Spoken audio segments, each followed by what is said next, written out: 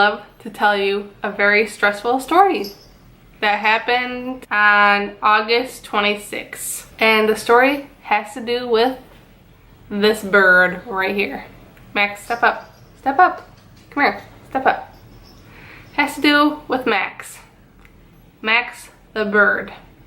So, get up there. Thank you. It was just another stressful day. I went to my mom's house with Max and Joey, and I was talking to my mom, well, venting to my mom about how I wanted to cry, and I was just like, my stress was at an all-time high. I was so stressed out that day, had a lot going on, so I was so emotional, and as I'm telling her about my stress, what happened? What happened? Can you guess? Can you guess, Max? What happened? Tell him. This little guy right here, he flew away. Dun dun dun! We're in the garage, the mom cave. Max is on his cage, on his ropes. Don't get pissy, dude. And what happens next? That little guy right there flies away. And this is where it all began. I was sitting there.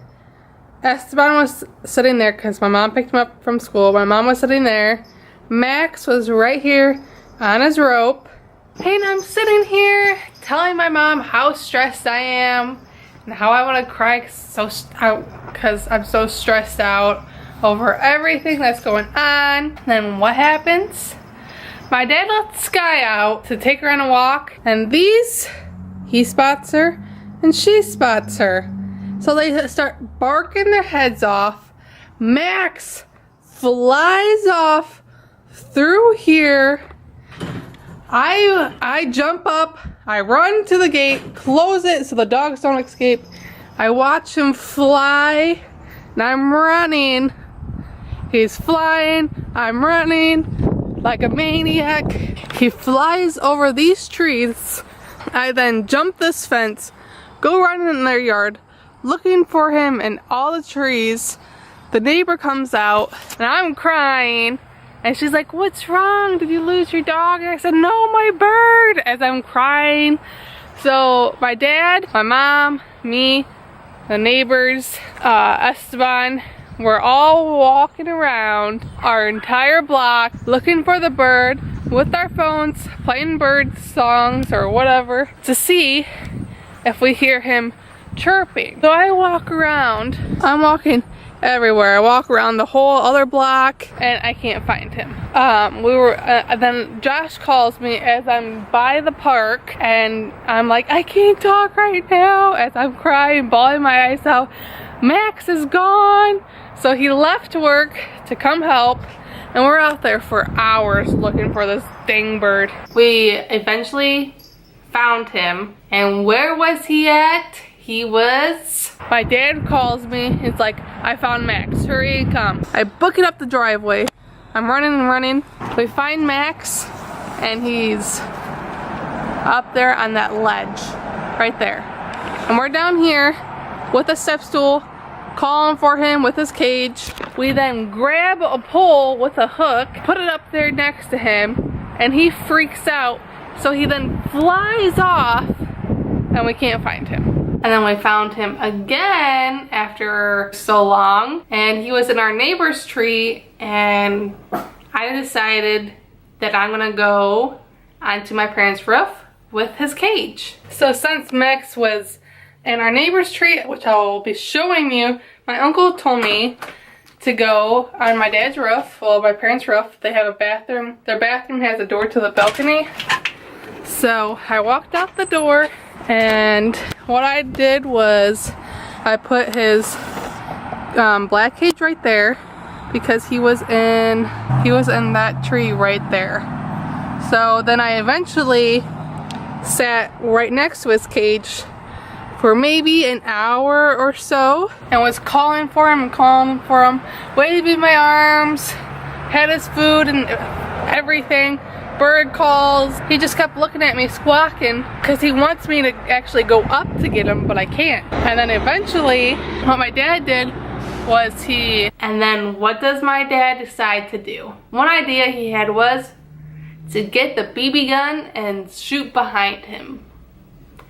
Shoot behind him. My dad doesn't have a good aim. Are you crazy? What, just shooting at the bird? No. So then what's his other idea? What does he decide to do?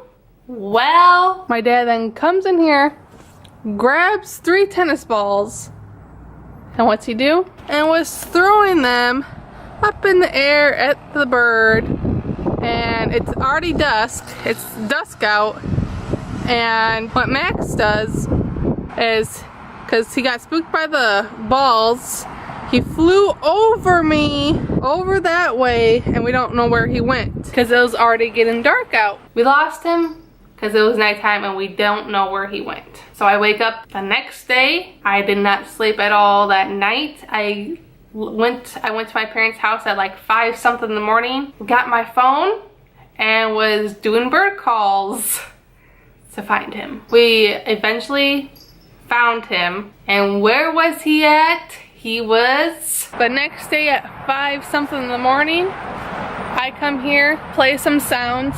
My dad wakes up, comes out with his megaphone, plays some sounds. We found Max. He's across the street over in that big tall tree.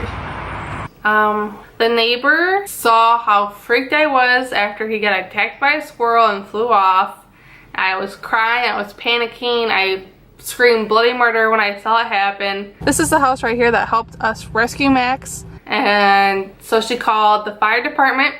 The fire department came. They couldn't get him because of the power lines, and their ladders can't go over them, and it would have been, they just couldn't get him. They tried, but they couldn't. They used a long pole with a long ladder, and there was no limbs for the fireman to grab onto, so he was like basically hanging out for dear life while trying to maneuver a long pole, but it didn't work. So then the neighbor called a tree service people. They were out on a job, but they said that they would come after their job was done and come help. So tree service people, they helped with everything, and then across the street is where we sat, and they brought patio furniture out for us to sit so we can watch Mac. So we had patio furniture and everything. They brought me some bananas and water. But yeah, these are the 2 places where Max was at basically, and these are the neighbors who helped us rescue Max. And that was like the tree area where the fire trucks and stuff were, which was right here. So that's where Max was rescued, was right here. And then turn and you come down a little ways, and Max was in these trees right here, and I was laying in, hold on, he was in this tree right here, and I went and laid in this yard right here. I was laying in their yards watching Max, so that way I didn't lose sight of where he was. Whatever tree he went to, I went running my you-know-what off to go find him, and I would stay in people's yards watching him. I never stopped watching him. Wherever he went, I went.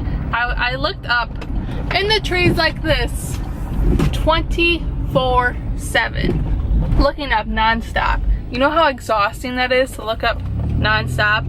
That's why I would lay in people's yards and look up and watch him. But yes, that is where he was in a lot of areas. I was sent home by my mom and the neighbors because I had 0 sleep, haven't ate, didn't drink. I was wore out, stressed out, had my surgery in 1 or 2 days. And are you telling the story? Yes, you. You telling the story? Oh, you want attention, you want to be pet. Well, not right now. I'm telling a story about you. Yes. I eventually went back to my parents' house, laid down, couldn't fall asleep. My dad comes in, whips on the light, and said they got Max. So I book it, and I'm running all the way to the neighbors. It's like a little down the road, a block away, whatever. I'm running and I'm running, and I see Max in his cage. He's mowing down. He's just eating. It was just a miracle that they got him. And that is the story of how Max flew away from home. And now he's home again. Hi, Max. Are you home again? He was so happy. He was so tired, very hungry and thirsty. I bet he was like scared to death out there. Now he's happy he's got his mama and his food and everything. I hope you guys enjoyed that story, and hopefully it wasn't all scrambled. Look at him. He wants attention. No. So I guess on that note, we will end the vlog here, and we'll see you guys tomorrow. Bye. Tell them bye. Say sorry for stressing you out, Mama. And I'm sorry I did not vlog it. I forgot my camera at home, and I wasn't worried about the camera. I was more worried about my child. But I am very, very upset that I did not vlog it for you guys. Very upset. This is gonna be like a hard video to edit.